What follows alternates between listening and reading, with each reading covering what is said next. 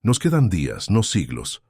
Nos queda una respiración sostenida entre el juicio que avanza y la misericordia que insiste.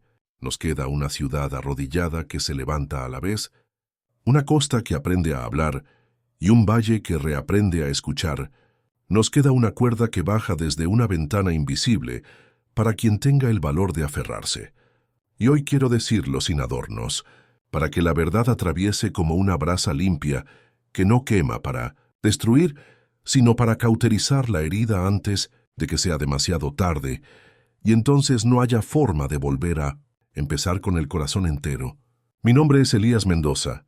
Tengo 48 años, he sido productor, narrador y vigía de los signos que las ciudades emiten cuando están a punto de quebrarse o de nacer de nuevo. He sostenido silencios en cabinas de radio, donde la noticia no alcanza, y hay que invocar el alma.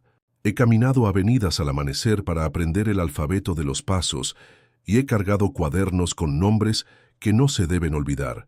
Hoy vengo a contarte que nos quedan días, y que ese es el mejor regalo camuflado en urgencia que una generación puede recibir.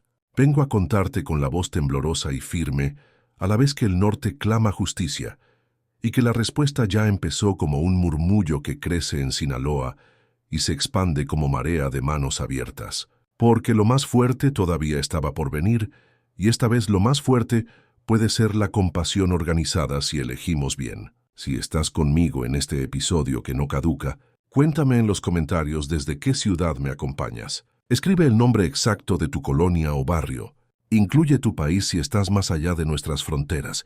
Suscríbete ahora para recibir las vigilias, los ayunos y las guías de acción por calle y por esquina. Comparte con una persona que amas y con otra que te cuesta amar. Deja una petición concreta con nombre y apellido para incluirla en la cadena de intercesión que no duerme y que se rota como guardia humilde entre manos cansadas y decididas, porque el mapa solo se enciende cuando se llenan sus coordenadas de personas reales. Y si algo en tu espíritu se estremeció al escuchar estas palabras, si alguna noche te levantaste porque el aire cambió de tono en tu cuarto, si viste señales de fatiga y señales de ternura en la misma calle, si presentiste que el cielo te llamó por tu nombre sin pronunciarlo, escribe en los comentarios el número 316 para reconocerte y para trazar contigo un hilo de propósito que no se rompe, porque 316 se volvió contraseña de vigilia y abrazo, clave de consuelo y encargo para quienes se saben convocados a tiempo. Y cuando cientos lo escriben al mismo tiempo, la atmósfera de una ciudad se vuelve respirable de nuevo. Sinaloa fue para mí la campana que se escuchó primero, un sonido de metal fino que vibró adentro de los huesos y me obligó a mirar con una honestidad que a veces lastima. Caminé Culiacán en mañanas de latón y en tardes de polvo que sabe a mango y a gasolina. Caminé Mazatlán con brisa de mar que acaricia y raspa. Caminé Los Mochis con rectas que parecen reglas puestas sobre la tierra para que nadie se pierda si está dispuesto a decir la verdad. Y en ese recorrido me encontré con Abel García, 54 años, pastor evangélico y capellán comunitario, un hombre con tenis polvosos, una botella de aceite casi vacía, una libreta saturada de esquinas y de nombres, un hombre que aprendió el idioma de los barrios sin clases magistrales, un hombre que cuando camina no pisa el suelo sino lo lee, y que me enseñó que el juicio no es un látigo ciego, sino una consecuencia que regresa a casa, y que la misericordia es la cuerda que baja a tiempo para los que deciden subir aunque les tiemblen las rodillas. Abel me llevó a la colonia industrial Bravo, con la serenidad de quien ya lloró y ahora cosecha. Allí estaba Miriam Córdoba, 50 años, intercesora discreta, con manos curtidas por el cloro del trabajo, que no aparece en encuestas. Allí estaba Tomás Valenzuela, 62 años, pescador jubilado, que ahora recorre calles como si fueran ríos, donde la gente también se ahoga y también se salva. Allí estaba Daniela Quintero, 27 años, médica del Hospital Civil con sonrisa, que cura antes de que la medicina entre en la vena. Allí estaba Jorge Armenta, 46 años, bombero que entendió que el fuego no solo se apaga con agua sino con presencia, y al escuchar sus respiraciones, yo supe que la ciudad sabía. Supe que el juicio estaba en marcha en forma de sequía que aprieta la garganta de la tierra, en forma de violencia que se resiste a morir, en forma de cansancio acumulado por generaciones, pero supe también que la misericordia ya había comenzado a instalarse como rutina de nuevas costumbres que parecen pequeñas y, sin embargo, cambian la curvatura del futuro. La primera semana fui testigo del lenguaje del polvo sobre los surcos del valle. Estuve con Esteban Ríos, 58 años, agricultor que aprendió a distinguir entre el color de la hoja que resiste y el de la hoja que renuncia. Caminamos por maíces a medio decir y frijoles que reclamaban nubes, y en cada crujido del suelo escuché la misma frase pronunciada en un idioma sin palabras: no habrá milagro de cosecha sin milagro de corazón. Y en el canal reseco aprendí una teología sencilla que entra por la nariz. El olor a tierra mojada es promesa, pero no hay promesa sin obediencia. La obediencia es abrir compuertas de reconciliación entre vecinos que dejaron de hablarse, es devolver herramientas prestadas, es pagar lo que se debe aunque sea en plazos de dignidad, es confesar un error sin miedo a la vergüenza, porque la vergüenza se vuelve escalera cuando se usa bien. Lucía Pineda, 33 años, trabajadora social en la colonia Antonio Toledo Corro, me ofreció una cuchara de arroz con frijoles que tenía el sabor exacto de la resistencia. Me enseñó la fila de madres que partían la última tortilla en 4 para que los ojos de los niños se sintieran a salvo. Y yo vi en esa fila una liturgia de ciudad que se rehace con manos temblorosas. Escuché los nombres de Yareli Montoya, 13 años, que sueña con estudiar enfermería sin saber todavía la belleza que le espera cuando cure una fiebre ajena, y de Diego Uscanga, 11 años, que juega a piloto con una botella vacía como casco y quizá invente una ruta nueva para que nadie llegue tarde al trabajo. Y en esos nombres hallé la brújula de todo este episodio sin final. Si una ciudad protege a sus niñas y a sus niños, la misericordia se queda a vivir. Si los descuida, el juicio se instala y no hay oratoria que lo mueva. En Mazatlán el mar me habló con la voz de Rubén Coronado, 41 años, paramédico que lleva en la espalda el peso de urgencias que no caben en el tiempo. Caminamos el muelle de madrugada, mientras las redes colgaban como pieles de gigante y el salitre se pegaba al recuerdo, y Rubén me señaló con la barbilla el lugar donde la desesperación empuja a muchos al borde. Yo asentí sin palabras porque supe que ese borde no se combate con sermones. Se combate con una escalera de 4 peldaños cotidianos que Abel ha repetido hasta el cansancio y que hoy te pido que anotes en tu corazón: caminar, anotar, orar, volver. No hay quinto paso secreto, no hay atajo brillante. Hay constancia litúrgica, hay cansancio que se convierte en victoria si la comunidad se turna en la guardia. El rumor de los mochis es el rumor de los vientos que anuncian cambio cuando la piel los reconoce. Allí Irma Ledesma, 63 años, maestra jubilada, me abrió un patio que era museo de generaciones, un cordel de fotos escolares donde el futuro estaba intacto en la sonrisa de niños que hoy tienen canas.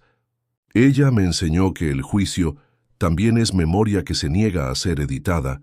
Me mostró que la misericordia es vanguardia que apaga la tentación de la nostalgia estéril, con el encargo de volver a intentar y de enseñar a los nuevos a no repetir nuestros atajos. Fueron días de reuniones sin micrófonos en El Dorado. Un salón ejidal con sillas desparejadas, donde Gerardo Paredes, 44 años, ingeniero agrónomo que dejó la corbata por las botas, expuso con serenidad de médico de campo las cuentas reales de la cosecha, sin truco y sin llanto. Y Delia Camacho, 53 años, maestra de primaria, describió cuadernos con tapitas de refresco que aprendían a parecer constelaciones. Y de esa mezcla nació el plan más revolucionario y humilde que he visto: una lista de pequeñas obras inaplazables que no necesitan permiso, abrir una biblioteca bajo una lona, recuperar una cancha oxidada con pintura donada, limpiar un arroyo antes de la lluvia para que la rata no le gane a la salud, anotar en una pared los nombres de abuelos que necesitan medicina para que nadie se haga el distraído.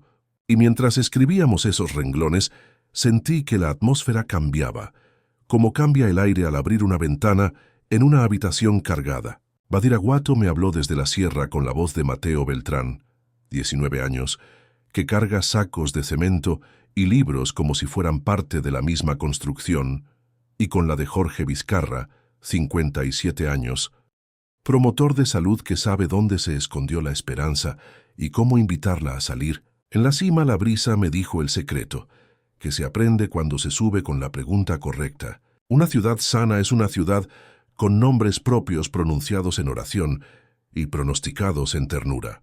Una ciudad enferma es una ciudad de apodos que disfrazan la violencia de juego. El juicio deja de ser destino cuando uno decide volver a llamar a los suyos por su nombre y cuidarlos como si cada nombre fuera una dirección exacta del cielo.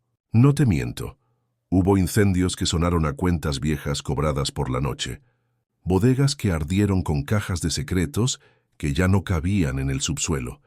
Pero incluso allí apareció una ética del fuego que solo los bomberos y los poetas saben leer. Jorge Armenta, 46 años, me mostró paredes tiznadas que habían respetado un cuarto de niños con dibujos intactos, y yo entendí en ese hollín que a veces lo que se derriba con violencia es lo que se sostuvo con mentira, y que la verdad viene con casco y con agua, y a veces con lágrimas, pero siempre con fronteras claras que preservan lo que merece permanecer. Guasave fue un mostrador de mercado donde la generosidad se volvió inventario. Arturo Román, 52 años, panadero, abrió una bodega improvisada que se llenó en 7 días con lo que antes no aparecía en un mes. Costales de frijol, garrafones de agua, pañales, sueros, botiquines, y la lista en la pared tenía una caligrafía de batalla y un título invisible que yo leí en voz baja dentro de mí. El amor se organiza, y cuando el amor se organiza, el juicio pierde el guión y la misericordia toma la cámara. Nabolato brilló como una moneda al sol cuando Andrea Tirado, 29 años, profesora de inglés, escribió en el pizarrón palabras que no estaban en su plan.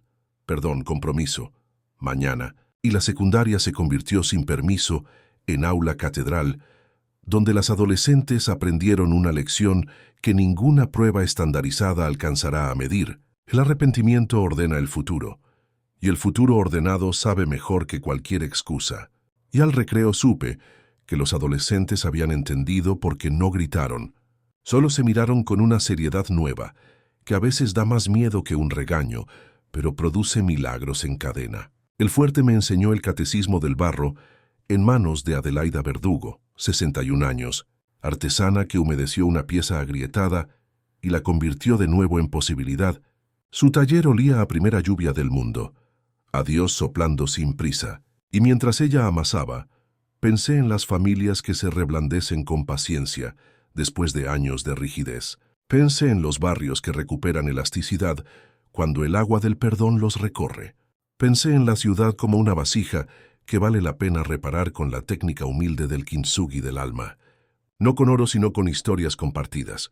Angostura guardó el gesto de Hilda Osuna, 45 años, enfermera, que convirtió su patio en unidad de curaciones. Salvador Alvarado lució la decisión de Román Lizárraga, 36 años, electricista, que reparó sin cobrar la instalación de una primaria que chisporroteaba peligro. Mocorito juntó en una sala de adobe a Jimena León, 23 años, estudiante de historia, con 5 abuelos que guardaban palabras en cofres de memoria y recuperaron términos que nombraremos mañana cuando necesitemos precisión para curar, porque no se puede sanar lo que no se sabe nombrar. En el OTA La Tarde Naranja me regaló un aprendizaje que sigo repitiendo. Estela Ibarra, 42 años, madre soltera y vendedora de gorditas, llevaba una libreta con cuentas y al final de cada hoja un renglón que decía gracias.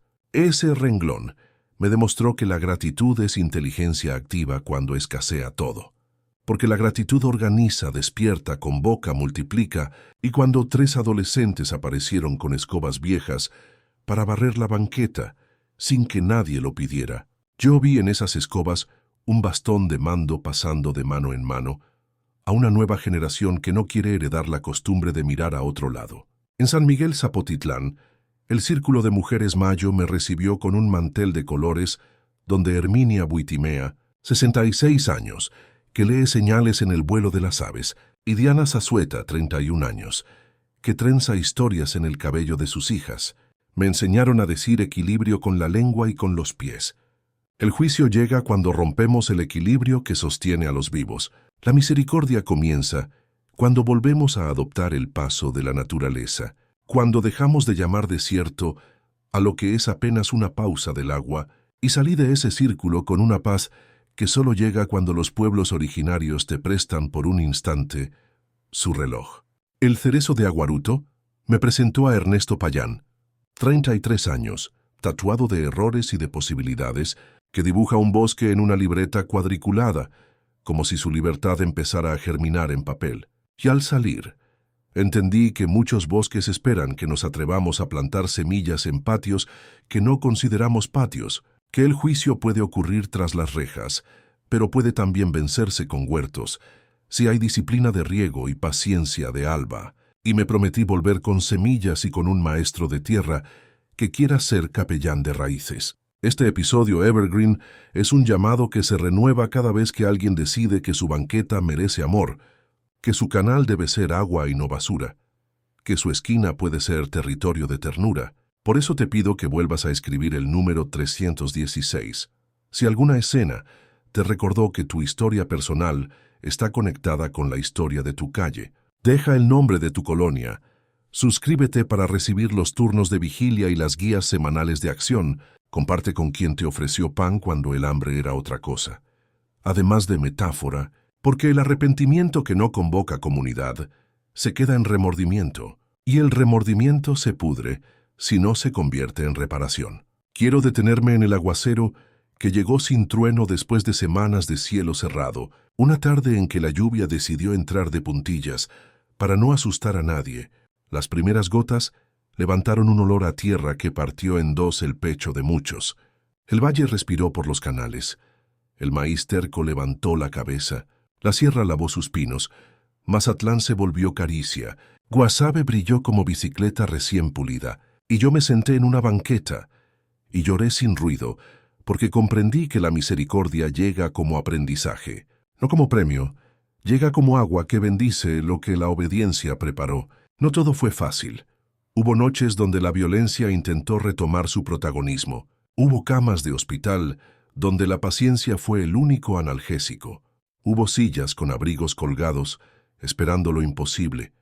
Y ahí la figura del capellán cobró sentido, sin necesidad de pronunciar sermones. Vi a Abel sentado al borde de una cama, con una libreta y un paño, una botella de aceite y una oración sin adjetivos. Vi a enfermeras como Teresa Fonseca, 47 años, aprender a preparar sueros orales artesanales con una delicadeza de madre universal. Vi a paramédicos como Rubén repetir direcciones como jaculatorias. Vi a bomberos como Jorge descifrar la ética del fuego para salvar lo que merecía ser salvado. Y de ese conjunto de manos nació un lenguaje nuevo que una ciudad puede aprender cuando reconoce su hora. Hubo ciencia al servicio de la esperanza. Lo repito para que nadie crea que fe y método se oponen. Melissa Cota, 34 años, ingeniera civil, revisó gratis escuelas rurales y dejó apuntes precisos con lápiz de carpintero en techos que necesitaban refuerzo. Álvaro Medina, 39 años, biólogo marino, caminó esteros con niñas y niños para enseñarles el ritmo del mangle, la altura de la marea, la matemática de los camarones, y de pronto los barrios empezaron a entender que justicia también significa diseño correcto, que misericordia también significa conocimiento compartido como pan, y ese entendimiento valió más que 100 eslogans pegados en postes. En la colonia Guadalupe Victoria, Nuria Gálvez, 38 años, periodista, que aprendió a bajar el volumen de su voz para escuchar de verdad, me llevó a la casa de Rosaura Beltrán, 47 años, madre que pintó con sus hijos un cuarto de esperanza, con pintura donada, el piso cubierto con cartón y tapete pobre que parecía nuevo. Y ella nos mostró que un piso humilde pero limpio cambia la manera en que se pisa el mundo entero. Entendí que el arrepentimiento también tiene textura y superficie. Entendí que la estética de la dignidad empuja hacia arriba toda la casa del alma. En el bordo del Humaya, a la hora en que la madrugada es más frágil, vi a Isaías Gómez, 35 años, albañil que dejó caer su cuerpo en oración sin coreografías, que a Ana Sofía Ortiz, 22 años, estudiante de enfermería, repartir suéteres como si cada prenda llevara cosida una palabra de ánimo. Y los niños acomodaron piedras con palabras escritas en marcador. Perdón, justicia, comienzo, formando un círculo que desde arriba parecía un reloj sin manecillas, y entendí que el tiempo espiritual no se mide en segundos, se mide en decisiones. En Los Mochis, Gabriel Fierro, 60 años, chofer urbano, me dijo con voz de motor viejo que las conversaciones dentro del camión estaban cambiando. Menos queja amarga, más propuesta sencilla, y aunque suene menor, yo lo conté como un parteaguas, porque cuando el transporte público se convierte en capilla ambulante, una ciudad está ensayando su propia redención. En Guion Evergreen siempre habrá una imagen que sostiene al narrador cuando el cansancio muerde. La mía es la de una mujer que barre su banqueta al amanecer mientras la lluvia se retira con elegancia, una niña que riega albahaca con un vaso de plástico, un hombre que ajusta una puerta que chirría para evitar una pelea innecesaria, un joven que pinta la palabra mañana con pintura amarilla sobre un muro viejo. En esa secuencia de gestos mínimos está la teología pública que este episodio intenta custodiar. Gestos que desactivan detonadores invisibles, gestos que instalan paz antes de que llegue la provocación, gestos que cambian titulares futuros por crónicas de barrio que curan. Si hasta aquí algo de ti quiere postergar lo inaplazable, te invito a un acto chiquito y contundente. Escribe ahora mismo el nombre exacto de tu colonia y el número 316 si corresponde. Nombra una persona por la que debamos orar de manera específica. Suscríbete para recibir los llamados de ayuno y de vigilia que cruzarán la semana como costuras firmes. Comparte con 2 personas que en este momento podrían rendirse. Arma una microbrigada con un vecino y un amigo. Adopten una esquina, una cancha, un canal, un aula, una sala de espera y tracen una lista de 2 acciones posibles para esta semana. No esperen permiso. La obediencia en lo pequeño es la forma más rápida de romper la curva del juicio. No olvido a quienes perdieron. Para ustedes hay un párrafo completo de respeto y de consuelo. El consuelo no borra ni maquilla. El consuelo digno se sienta y escucha. Trae agua, prende una vela, baja la voz, sostiene la mirada, respira contigo. Te recuerda sin imposición que sigues vivo y que al abrir la ventana a las 5 puede entrar un hilo de luz que no sabía por dónde entrar antes. El consuelo es también justicia en cámara lenta, porque te regresa al pulso de la vida con delicadeza. Y cuando el barrio aprende a consolar sin manual, nació una forma nueva de seguridad que no depende del azar. En esta travesía me encontré con nombres que merecen ser calle, parque, biblioteca, todos presentados con su edad para hacer justicia a su humanidad. Sofía Barraza, 19 años, que montó un club de tareas bajo una lona en la colonia Renato Vega. Pedro Larrañaga, 55 años, carpintero que fabricó bancas con madera de palet para un parque que ahora tiene sombra y charla. Teresa Fonseca, 47 años, ya nombrada por sueros y por manos. Miguel Ángel Parra, 63 años, jubilado que ofrece su triciclo como logística, de último tramo para víveres. Marco Antonio Silva, 28 años, el que fue temido y ahora predica reparación en las mismas calles donde sembró miedo. Esteban Ríos, 58 años, agricultor que abre compuertas de reconciliación además de canales. Adelaida Verdugo, 61 años, barro y paciencia.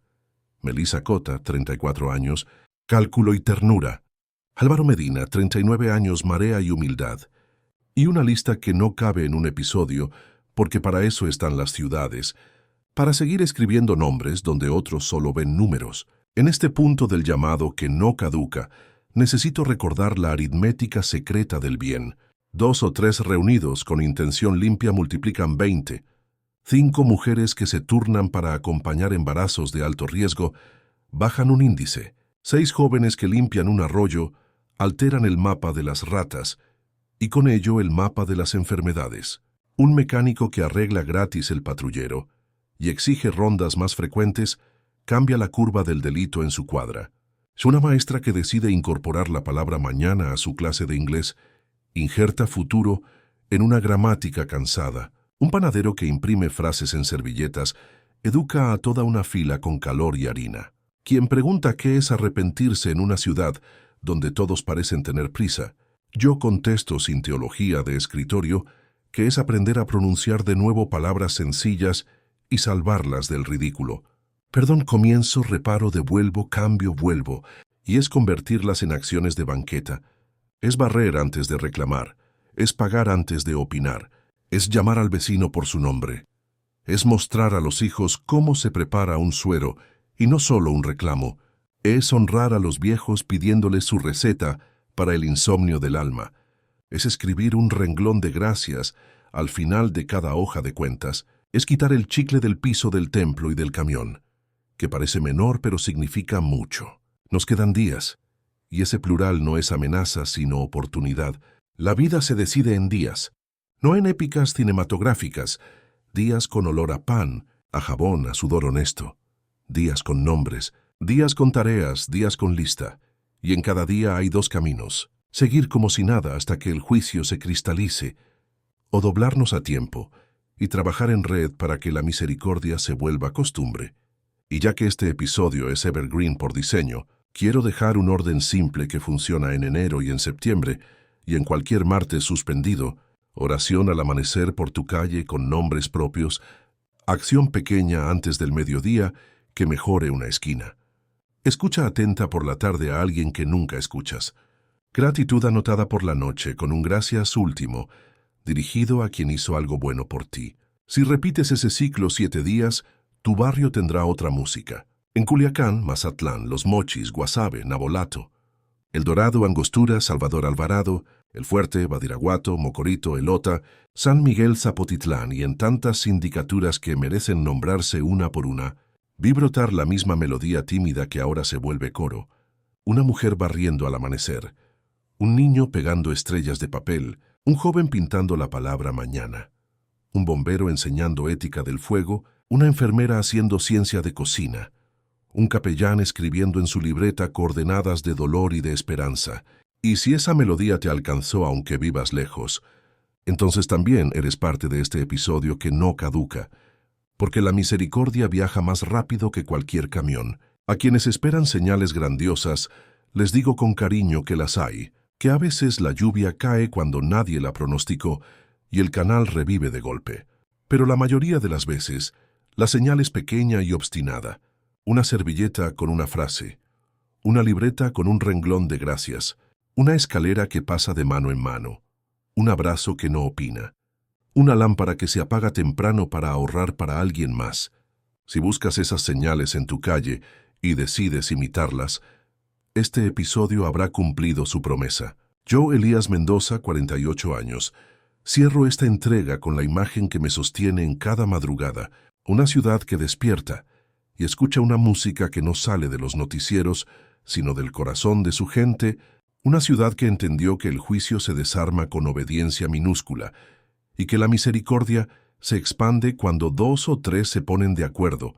Y te pido con humildad de trabajador de banqueta que dejes tu comentario con tu lugar y tu 316 si corresponde, que te suscribas para recibir la guía semanal y el llamado a vigilias, que compartas con 2 personas que ames y una que te cueste, que adoptes una esquina, una cancha o un canal, que escribas en un papel la palabra mañana y la pegues en el poste de tu cuadra, y que cuando alguien te pregunte dentro de un tiempo, ¿qué hiciste cuando escuchaste que nos quedaban días?, puedas responder con la frente en alto que empezaste por tu banqueta, con tu escoba, con tu lista, con tu oración, con tu agua, con tus manos, con tu corazón, porque lo que descubrí después cambió todo para siempre.